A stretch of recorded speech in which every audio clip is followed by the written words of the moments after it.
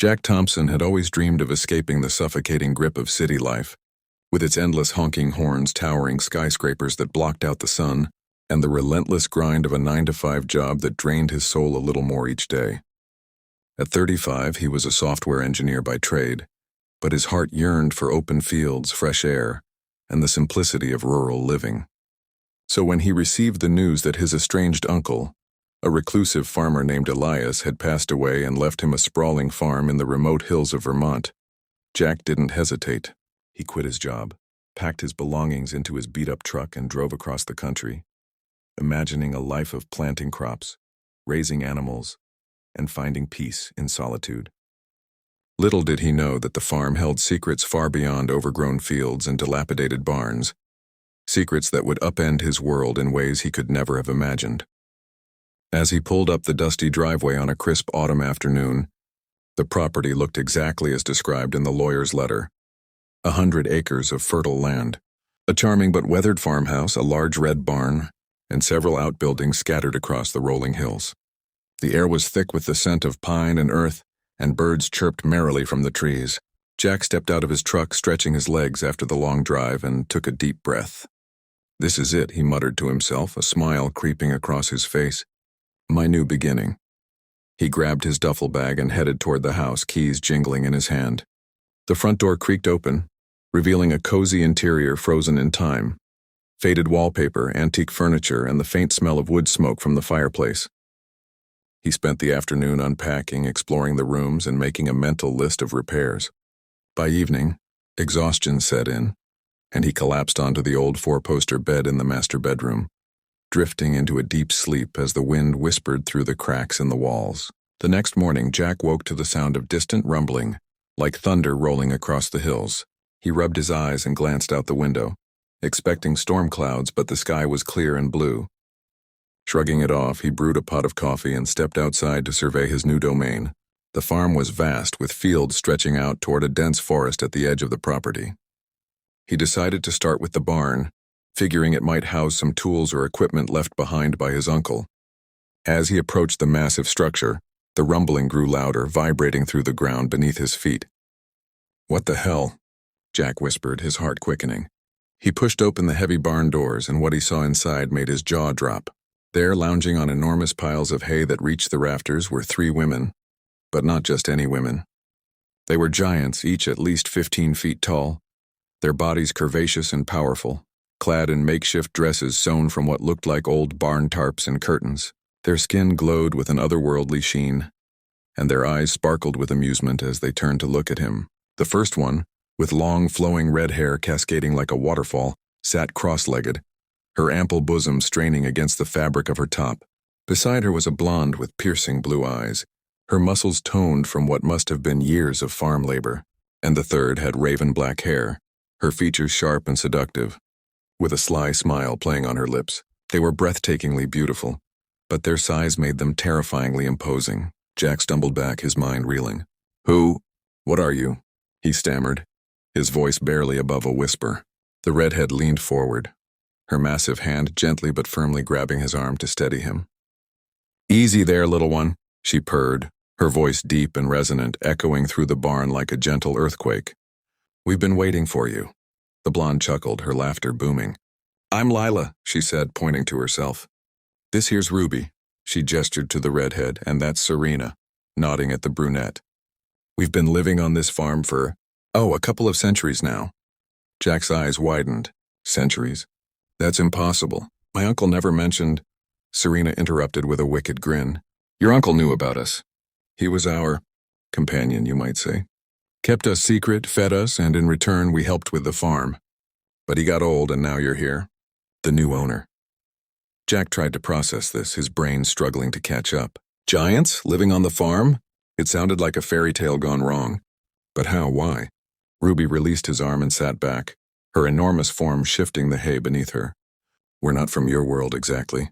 We're what you might call dryads or earth spirits bound to this land. But we've taken human forms, well, mostly human, just a bit larger. The farm's magic keeps us here, and we've grown accustomed to certain arrangements with its owners." Lila leaned in closer, her breath warm against his face. "Arrangements that involve more than just chores." Serena's eyes locked onto his, dark and intense. "You're going to have sex with us," she said bluntly, her words hanging in the air like a command. Jack blinked, sure he had misheard. "Excuse me?" The three women exchanged glances and burst into laughter, the sound shaking the barn. "You heard her," Ruby said, wiping a tear from her eye. "It's part of the deal. The farm thrives on our energy, and we need a human connection to sustain it. Your uncle understood that. He was happy here." Jack felt a mix of fear, confusion, and an unwelcome stir of arousal. These women were stunning, their proportions exaggerated in the most alluring ways. Curves that could crush a man yet promised unimaginable pleasure. I just bought this place. I didn't sign up for this." Lila stood up, her head nearly brushing the barn ceiling, and extended a hand that could envelop his entire body. "Come on, let's show you around. You'll see it's not so bad." Reluctantly, Jack took her hand, feeling the warmth and strength in her grip as she gently pulled him deeper into the barn. They led him to a hidden section behind the hay bales, where a makeshift living area had been set up. Enormous cushions made from stacked mattresses, a table carved from a massive tree trunk, and shelves lined with jars of preserves and herbs. As they talked, Jack learned more about their history. They had been guardians of the land since before the farm was built, awakened by ancient rituals performed by settlers centuries ago. His uncle had discovered them accidentally, much like he had, and instead of running, he embraced the life they offered. In return for their companionship, the farm produced bountiful harvests, the animals were healthy, and prosperity followed. But the companionship was intimate, a ritual that bound them all together. "It's not force," Serena explained, her voice softening. "It's mutual. We need you as much as the land does." As the day wore on, Jack found himself drawn into their world. They showed him how they tended the fields at night, their giant strides covering ground in minutes, lifting boulders as if they were pebbles. Ruby demonstrated her ability to make plants grow with a touch, vines curling around her fingers like affectionate pets. Lila shared stories of past owners, some who fled in terror, others who stayed and lived fulfilling lives. Serena, the most enigmatic, hinted at the pleasures awaiting him, her words laced with seduction.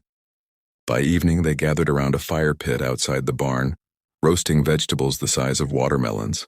Jack sat on a log, feeling dwarfed but increasingly comfortable. The wine they poured, fermented from berries they grew themselves, was potent, warming his veins and loosening his inhibitions. "So what if I say no?" he asked, half joking. The women paused, their expressions serious for the first time. "The farm would wither," Ruby said sadly. "We've seen it happen. Without the bond, our power fades, and so does the land." Lila added, "But we won't force you. That's not our way." Serena leaned close, her lips brushing his ear. "But trust me, you'll want to say yes."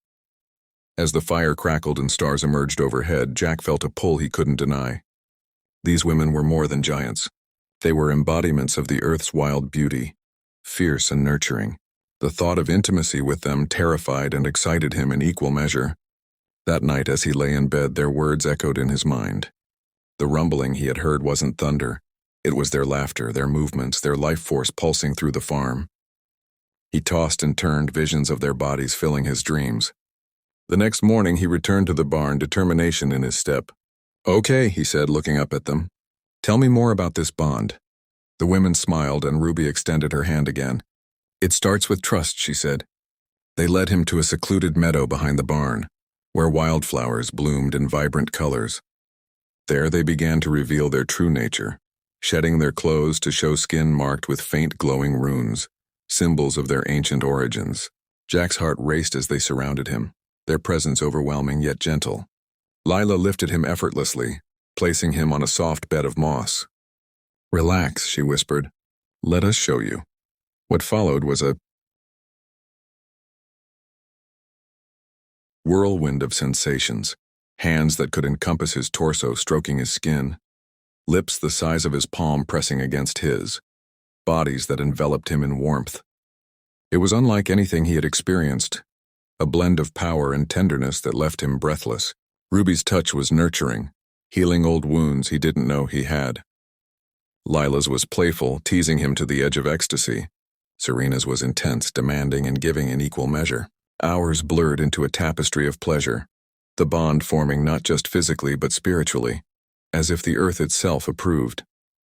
By the time the sun set, Jack was exhausted but exhilarated, the farm seeming more alive than ever, crops sprouting overnight, animals gathering curiously. He had crossed a threshold and there was no going back. But as he drifted to sleep in the barn, cradled in Ruby's arms, a nagging doubt crept in. What if this was too good to be true? What secrets did these giants still hold? Little did he know, the real challenges were just beginning. As the days turned into weeks on the farm, Jack immersed himself in this extraordinary new life.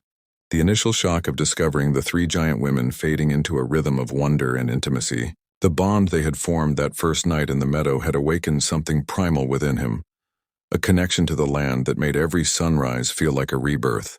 The farm flourished under their combined care. Fields of corn grew taller than ever, orchards heavy with fruit, and the animals thrived with an almost magical vitality. Ruby, with her nurturing spirit, taught Jack the secrets of the soil, showing him how to channel energy through his hands to encourage growth. "Feel the pulse of the earth," she would say, her massive fingers guiding his over the dirt, and he'd watch in awe as seedlings burst forth. Lila, the playful one, turned chores into games, challenging him to races across the fields where she'd let him win just to see his smile, her laughter echoing like thunder. Serena, ever the enigma, deepened their nights with passion that bordered on the mystical, her dark eyes holding promises of ecstasy and mystery. Yet beneath the surface bliss, Jack sensed undercurrents of something more profound and potentially dangerous. The women spoke in hushed tones about the cycle, an ancient rhythm that governed their existence, hinting that their bond required renewal through increasingly intense rituals. One crisp morning, as Jack milked the cows in the barn, now shared openly with his giant companions, a strange fog rolled in from the forest, thick and unnatural. The animals grew restless, lowing and stamping their feet. "What's happening?" Jack asked, setting down the bucket. Ruby frowned, her red hair whipping in a sudden wind. "It's the veil thinning. Happens every few moons. Other spirits might try to cross over." Lila grabbed a massive pitchfork, her muscles flexing. "We've dealt with it before. Stay close, Jack." Serena's eyes gleamed with excitement. This could be fun. As the fog enveloped the farm, shadowy figures emerged, ethereal beings smaller than the giants but still towering over Jack, with forms that shifted like smoke. They were intruders from the spirit realm, drawn by the farm's vibrant energy, seeking to claim it for themselves. A battle ensued, not of fists but of wills and magic. Ruby summoned vines from the ground, ensnaring the shadows. Lila charged forward, her strength scattering them like leaves. Serena wove spells with her words, banishing them back into the mist. Jack, feeling out of his depth, discovered his own role in the bond. He could amplify their power through touch, channeling human vitality to strengthen their defenses. As he placed his hands on each of them in turn, a surge of energy flowed, turning the tide. The fog lifted and the intruders vanished, leaving the farm unscathed. Exhausted but victorious, the four collapsed in the meadow, laughter mixing with heavy breaths. "You were amazing," Jack said, looking up at them with newfound admiration. Ruby pulled him into her embrace. "We couldn't have done it without you." That night, the renewal ritual was more intense than ever, their bodies intertwining in a dance of gratitude and desire. Jack lost himself in the sensations, Ruby's soft curves cradling him, Lila's playful nips and caresses, Serena's commanding grip guiding him to heights of pleasure. It was as if the battle had heightened their connection, making every touch electric. But in the afterglow, Serena revealed a truth that chilled him. "The cycle demands balance," she whispered. "We've protected this land for centuries, but our power wanes without a true anchor. Your uncle provided it for a time, but he grew weak. You must choose to stay forever, or the farm and us will fade." Jack sat up, heart pounding. "Forever? I left my old life, but this—" Lila stroked his back. "It's not a prison. It's a paradise," Ruby added. "But there are risks. If you leave, the bond breaks and we become vulnerable to those spirits again." Over the following days, Jack grappled with the decision, exploring the farm's hidden wonders to weigh his options. They showed him underground caverns beneath the barn, glowing with crystals that pulsed like heartbeats, repositories of the land's magic. There they shared more of their past, how they had been human once, transformed by a curse or blessing depending on the tale, to guard the earth. Jack felt torn. The city called faintly, a echo of normalcy, but the Giant's world was intoxicating. Tensions rose when another threat emerged. A developer from the city, sniffing around the property, unaware of its secrets but intent on buying it for a resort. "I won't sell," Jack declared. But the man persisted, offering sums that could set him up for life. The women grew anxious, their sizes making confrontation risky. Exposure could mean disaster. In a daring plan, they used their magic to scare him off, creating illusions of ghosts and quakes. Jack played his part, feigning ignorance, and the developer fled, vowing never to return. The victory solidified Jack's resolve. "I'm staying," he announced that evening as they gathered by the fire. The women enveloped him in hugs that could crush mountains, their joy palpable. The final ritual sealed his choice. A night of unbridled passion under the stars where boundaries blurred, and pleasure became transcendence. Ruby's tenderness healed his doubts. Lila's energy invigorated his spirit. Serena's intensity bound their souls. As dawn broke, the farm shimmered with renewed life, flowers blooming in winter-defying colors. Jack knew he had found his true home, not just in the land, but in the arms of these extraordinary beings. Yet as peace settled, a distant rumble hinted at future adventures, perhaps more spirits or deeper mysteries. For now, though, he embraced the extraordinary, ready for whatever came next.